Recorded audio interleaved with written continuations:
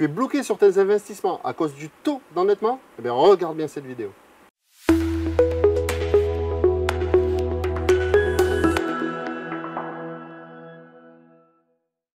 Alors Renaud, effectivement, en ce moment, c'est quand même gros bazar avec les banques, gros bazar pour trouver des financements et beaucoup de projets intéressants, hein, des beaux projets, hein, oui. Malheureusement non financés. Ah, c'est ça qui est incroyable, c'est que ce sont des beaux projets, c'est des projets rentables, des projets immobiliers, d'investissement, locatif par exemple. J'ai Patrick qui nous a envoyé par exemple un message qui nous disait « Je suis bloqué par mon taux d'endettement, ma banque ne veut pas me financer. J'ai été voir d'autres banques et ils ne veulent pas me financer. Comment je fais ?» Effectivement, ça c'est quand même dingue qu'aujourd'hui on ne puisse pas être financé alors qu'il a un beau projet très intéressant, très rentable, peu de travaux. Eh bien tout simplement, il faut aller chercher un organisme bancaire, un partenaire bancaire qui va utiliser le taux d'endettement différentiel. Et là, il y a toute la clé.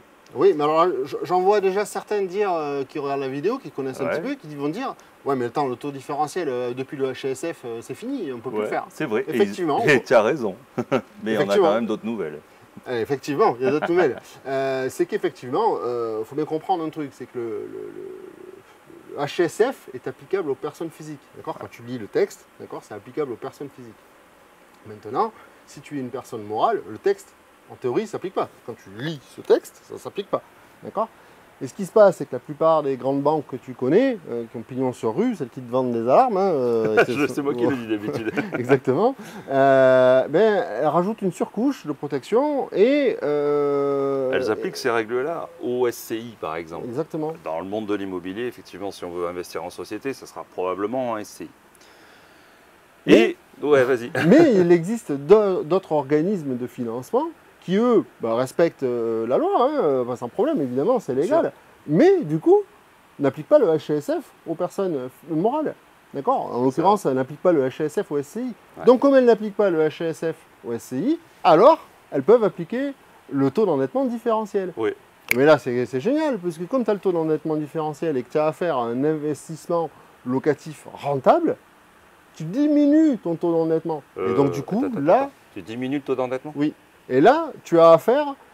Enfin, là, du coup, là, tu passes. Tu n'es pas bloqué par le taux d'endettement. En fait. Exactement. Voilà. Alors, on te fera... Cette vidéo est un peu plus longue que prévu. On te fera une vidéo spéciale pour t'expliquer plus précisément ce que c'est que le taux d'endettement différentiel, le taux d'endettement qui est demandé, le calcul qui est demandé par le HCSF.